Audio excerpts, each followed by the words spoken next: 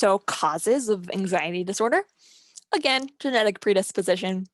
That's kind of one in most of these different disorders. Um, Also larger quantities of orexins. Orexins play a role in vigilance. So having too much vigilance might lead to being hyper aware of things and making you prone to panic.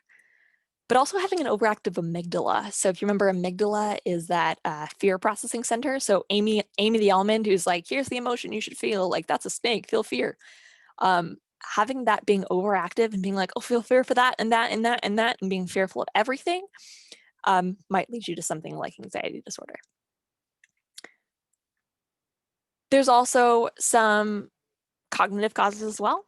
So misinterpreting your body signals, if you're feeling tense or whatnot, and you interpret that as being like, oh no, I'm in danger, this is a dangerous situation, I should be afraid of the situation, or things like that.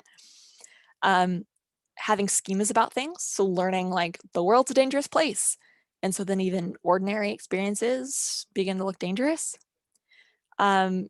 Using worrying as a coping strategy, so going through, what ifs of every possible outcome. So before you decide to do something, walking through all the possible consequences might help you prepare for the outcomes, but also constant worrying is reinforcing and can be negative.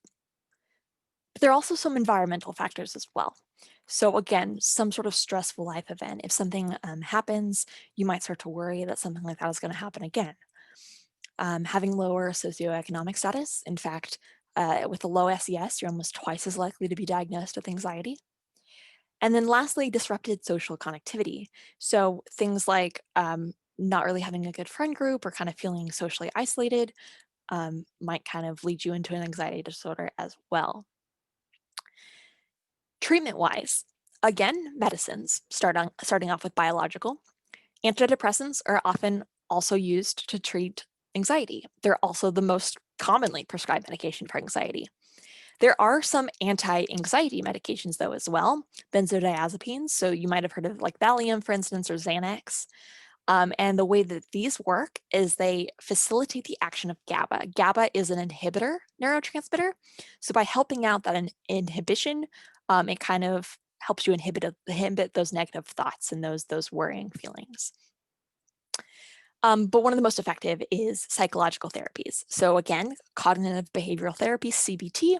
So being able to work through those cognitive distortions is huge with anxiety disorders, and finding more positive, constructive ways of dealing with those events. If you have a specific phobia, exposure therapy is a thing. We briefly touched on this in the learning chapter, and it's coming back.